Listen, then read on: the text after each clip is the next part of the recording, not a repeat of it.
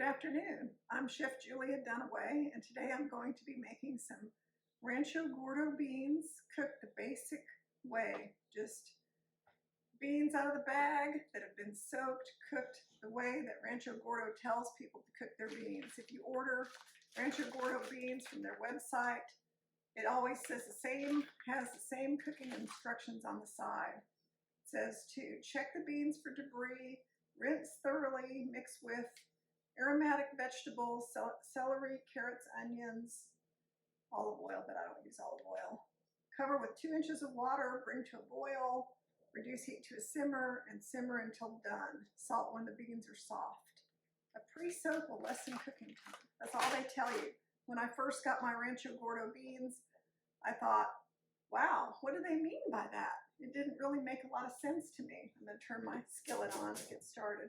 So I kind of didn't know all the details about exactly how that would look, and especially it was so vague about cook until the beans are done. It's like, well, how long is that? Every recipe tells you exactly how long to cook stuff.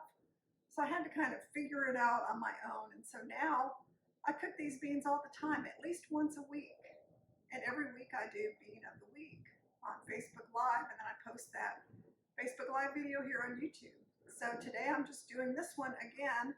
I did one a while back called the Basic Rancho Gordo Beans, but I didn't show the finished beans, and people kept saying, do another one and show the beans when they're done cooking. I just kind of stopped it with, well, here's how to cook them, and then they were cooking.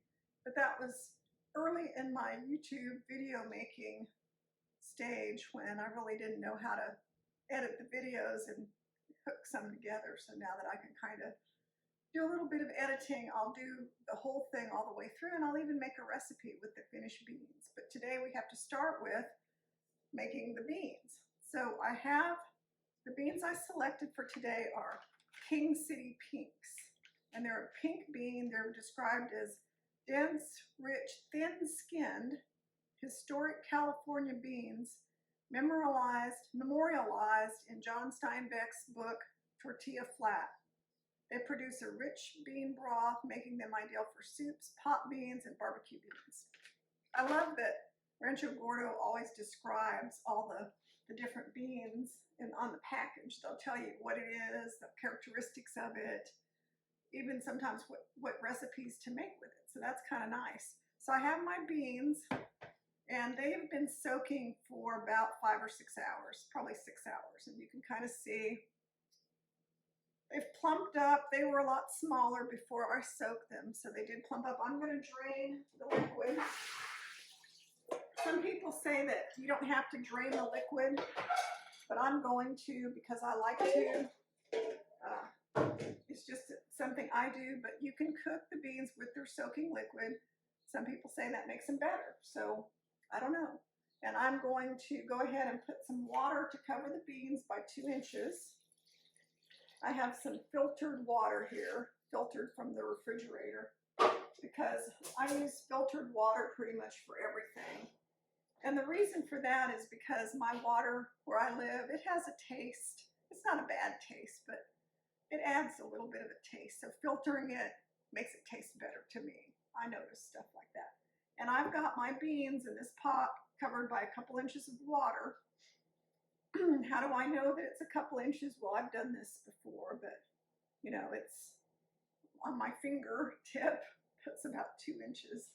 So that's what I have, and I'm going to put the cover on so it'll come to a boil faster. I'll leave it cocked a little bit so I can keep an eye on it. And then what I'm going to do is I'm going to saute some vegetables that will go into the beans. Yes, I know I could saute the vegetables in the same pan as I'm putting the beans in, but I usually don't do that because I don't use oil. And because of that, I like to saute the vegetables in a big area, like a big skillet, because then I have more surface area to develop flavor. I'm going to get something to cook with here, a little tool. And then I have, so really all we need are some fresh vegetables. We have, in Texas, we have these gigantic sweet onions. They're so delicious. Some organic garlic. If you grow your own garlic, how much better would that be? Some organic celery and some organic carrots. And I like to buy them when they still have the tops attached because I find that they taste sweeter sweeter, less bitter. They just have a really good flavor that way. So that's the way I always buy them when I can. I've got my skillet heating up. It's kind of on medium. This skillet conducts heat really well, so I have to be careful not to overdo it. I have a piece of onion that I had used for some recipes I was making yesterday. So I'm going to use not all of this half of an onion, probably just about, I'm just making some horizontal cuts on it. It's kind of wet, so it's slippery. And then I'm going to cut this piece in half because I really don't need the whole gigantic onion for this amount of beans. For a pound of beans, I don't want to overwhelm it with onion. It's just a flavoring for the cooking. So I'm going to cut this quarter of a giant Texas sweet onion. I cut the quarter into little pieces, and I'm just going to chop those. And they don't have to be perfect. They're going to be cooking for a long time. They kind of melt down. You don't really even see them at the end. You know, there's not much left by the time we get through. Get all those kind of chopped up. Now, if I had been thinking, I would have brought my little tool in here that makes it easy to move stuff off the cutting board, but of course I didn't, so we'll just use what we've got.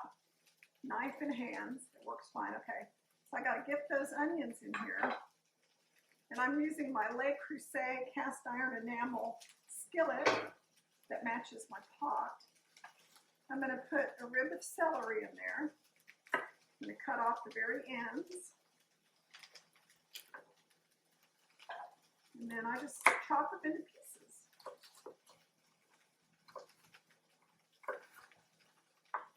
Cut them into strips.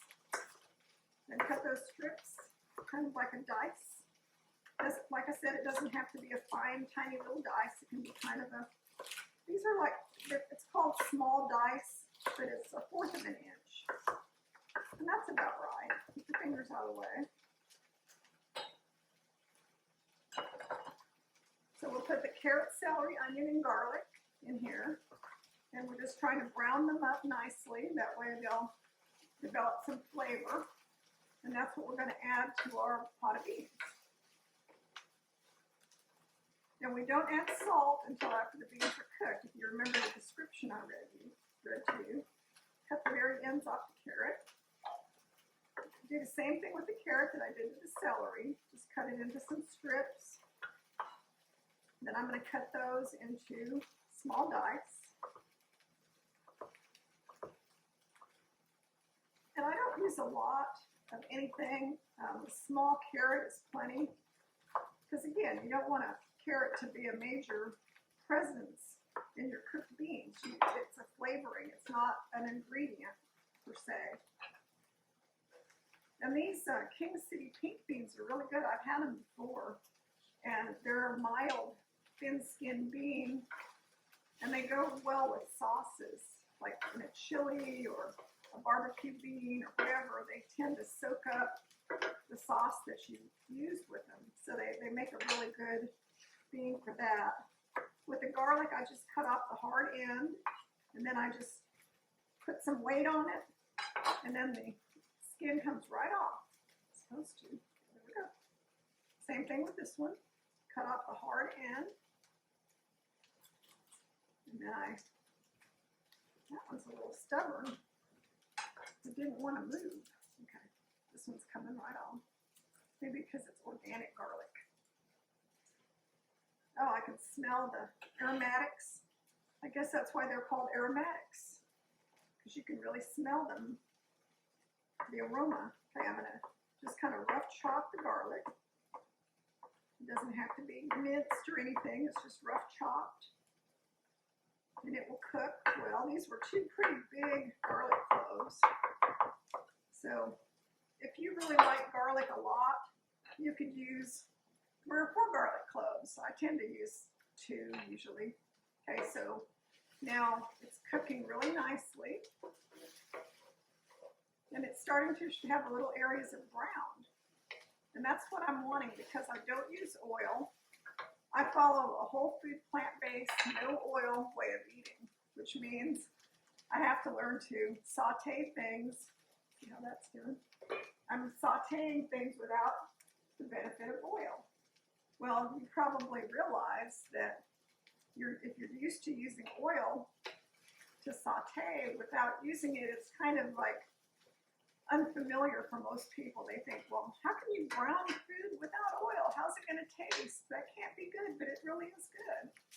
And I follow the Daily Dozen, which is from the book How Not to Die. And I eat a lot of vegetables and beans and grains and fruit and that kind of food. So beans are a big important part of my daily eating. In the Daily Dozen, and the book is by Dr. Michael Greger called How Not to Die, he has a system of eating what he calls the Daily Dozen. I'm going to put a little water in my vegetables. Just a couple tablespoons, because I can see they're starting to brown and I don't want to burn them. So at some point I will put a little bit of water or stock in the vegetables, and then what I'll do is I will cook them a little bit longer. If we're going to eat this in a dish, I will put the cover on and let them soften more, but since it's going to go in a pot of beans, I don't have to worry about that today. So with the Daily Dozen, it requires or suggests to eat 3 servings of beans a day. Well, that's a cup and a half of beans every single day. So you can imagine I like to make a lot of beans, because how else would you get that many beans in your daily diet? It also includes edamame and lentils and hummus, that kind of thing too, but still it's a lot of beans. So every Monday I cook beans, and I do, like I said, I do Bean of the Week on Facebook Live to show everyone what bean I'm cooking that week. So for example, Monday, today is Thursday, so Monday I'll be doing Bean of the Week, and I'm making Santa Maria Pinquito beans. And they're tiny little beans, they're little pink beans, so I'll make those. I've made things like Hidatsa red beans, which I made some kind of recipe with that recently. This is a frijol negro santanero, and I've made a dish with those.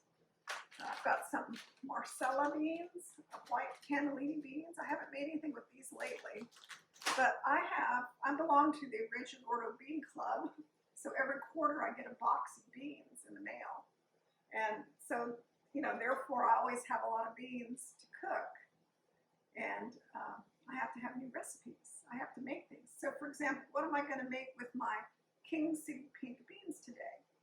Well, I will come back on here after they're cooked and everything. I'll do a segment and I'll add it to this, where I take the cooked beans and make an actual recipe with them. So what is my recipe going to be today?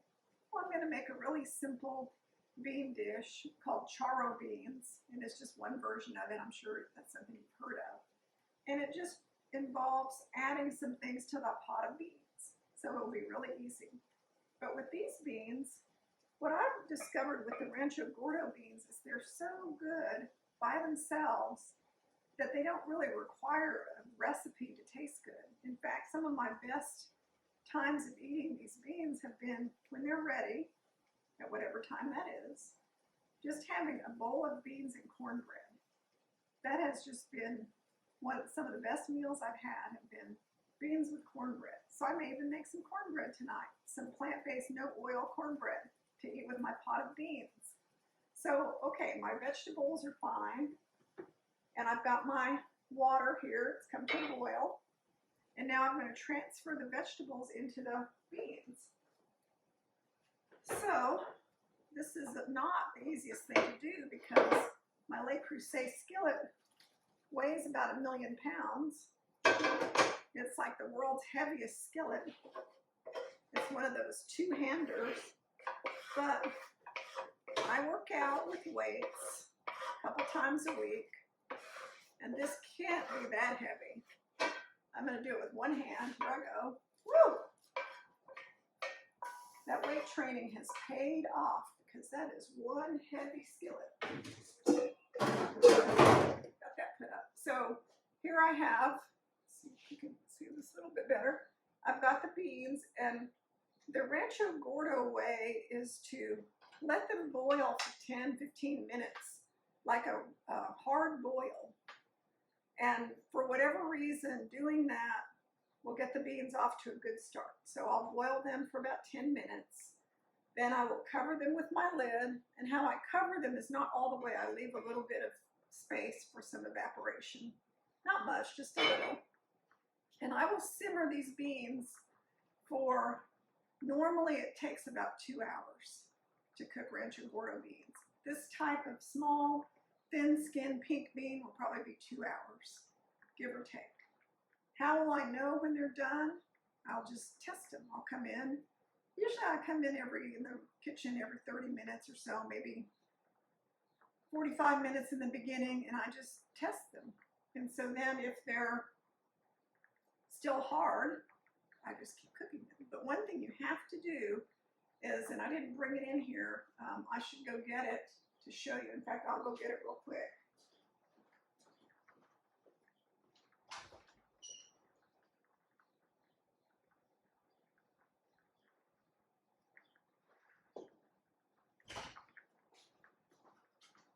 I keep some boiling water next to me. This one I'll fill up here in a few minutes, and I have it on a plugged in.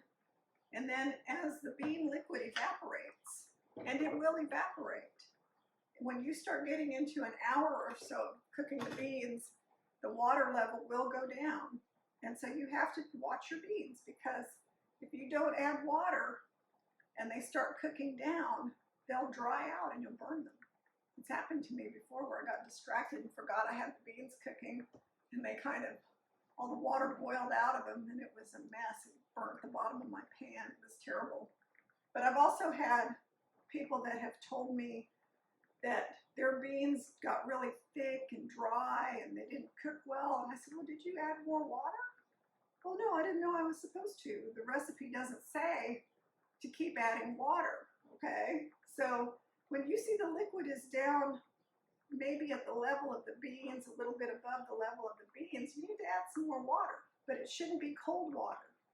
So you don't just go to your tap and grab some water. Get the boiling water, and that's why I keep this turned on when I'm cooking the beans. Add some boiling water to keep it at least an inch or so above your beans. And as it gets toward the end, it only needs to be half an inch or so above the beans, because you don't want it to get watery. You want it to have some rich, deep, good tasting bean broth. And if you put too much water in, then it dilutes it. So it just depends on what you're going to do. If you're going to be using your bean broth as part of your recipe, you want to develop it, you want to keep plenty of water in there. If you're going to rinse and drain your beans and you're not going to use your bean broth, then it doesn't matter as much. But the bean broth is like the best part besides the beans. So, don't bypass the bean broth. It's not like, nobody thinks about drinking the bean stock of canned beans, the bean broth, or whatever you want to call it. They throw it away because it's been in a can and it doesn't taste good and it's salty or weird or whatever. But your bean broth that you make in making your homemade beans is going to be delicious and a good part of the dish. So keep your beans cooking, like I said, about 2 hours. I'm going to reduce this to a low simmer, not a big bubbly simmer, but a low simmer where it's just barely bubbling along. And then I'll keep checking it, and in 2 hours, hopefully they'll be done. I'll be back. We'll see how the beans turned out. We'll make our recipe, which is type of charro beans, and we'll go from there. So I will see you back here in a couple hours.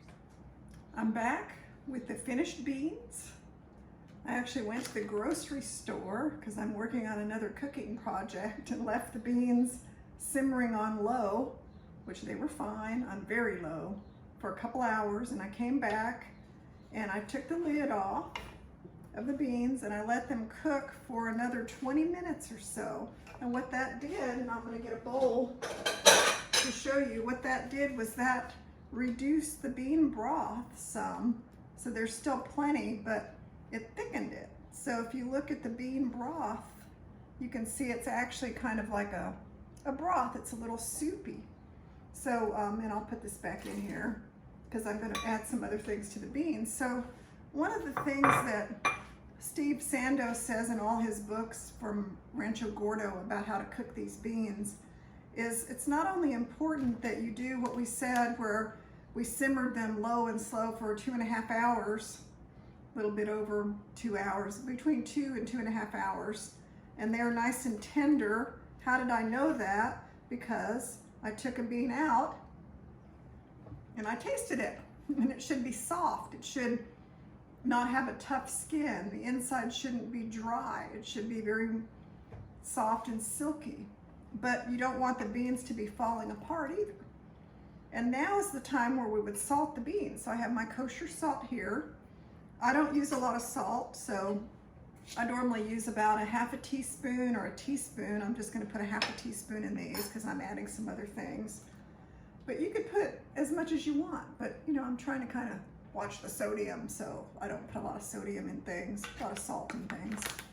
So I've got the salt in here after they're cooked. The broth is reduced down, so this tastes like a soup broth from cooking the beans with the carrot, celery, and onions and garlic.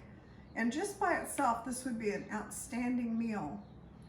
And also, another key to know when they're done is you'll smell the aroma of the beans, not just the smell of celery, carrots, and onions, but you'll smell this really delicious bean cooking aroma when they're nearly done. So it's important to take the lid off the last 20 minutes or so, let them just cook along nicely. And then what we could do at this point, we could just have a bowl of beans. It would be a great meal with some cornbread or fresh bread or whatever you like. But today I'm going to turn this into a recipe, and the recipe is a very simple one called charro beans. I'm just going to be adding some simple ingredients like rotel, which is a thing we use a lot in Texas. It's tomatoes and green chilies. It's kind of mild. You can make it hot and spicy. We could put cayenne pepper in this and make it super spicy, but we're going to call this charro beans, which is something that's served a lot in our food around here. They're just an all-purpose bean, but I like the addition of the green chilies and the tomatoes. They kind of give it a little extra flavor. And we'll add 1/2 tablespoon of chili powder, any kind. This is just a nice, you know, gourmet chili powder blend. Woo, that's a little bit more than 1/2 tablespoon that I picked up in the bulk section of the grocery store, but I keep these spice jars and just refill them. So that's just, you know, kind of a medium chili powder. If you use something like hot New Mexico chili powder, be careful. You might want to, you know, not add too much at one time. Then some cumin, about 1 teaspoon of cumin. This is 1/2 teaspoon. I'll do 2 of these. Cumin gives it a really good flavor. I like cumin. If you don't like cumin, don't use so much. Garlic powder, we don't really need to put garlic powder in there, but we'll put a little in there because remember, it's got fresh garlic in it. So I'm just following my recipe, which calls for garlic powder, probably because the original beans didn't have a lot of garlic in them. I need to buy some more garlic powder. I didn't realize I was almost out. So that's all for the charro beans. And then we just let it cook. We want to cook these ingredients for a few minutes to have the flavors meld. And since the beans are not overcooked, you know, they were cooked just right, we don't have to worry about the beans overcooking. If you cook the beans to death and then you have a bunch of, you know, soft beans that are falling apart and then you try to cook them longer, then you have problems. So let's taste this with some of this new broth that we added. And that gives it even better flavor. They're not really spicy, but they have a little heat from the chili powder, and the tomato green chili seasoning just adds a little flavor, and they turned a nice color. I'll show you now. And of course I want to cook them for another 30 minutes just to get the flavors and to cook these tomatoes out a little bit. That bowl looks kind of messy. Let's clean it up a little bit. I don't want you to have a messy bowl, but okay, so you see that, you know, adding the broth, adding the rotel made the broth look a little bit reddish. So I like that. It's kind of if you were to order charro beans in a Tex-Mex restaurant around here, you know, a Mexican restaurant, that's kind of what they bring you. They bring you something that looks like a reddish broth with a tomato base and, you know, little peppers. Now we could spice it up a little bit. I've got some spices here on my rack. You can't see it, but it's right over here, kind of out of your view. We could use some cayenne pepper. I think I'll put just a dash in there. Some people are really sensitive to cayenne pepper, so we don't want to overdo it. But when you get served this, obviously you could add whatever you like. You could add more spices to it, hot sauce, whatever, a little bit more salt. Freshly ground black pepper is always good. I have some of that here. I like to add freshly ground black pepper to food.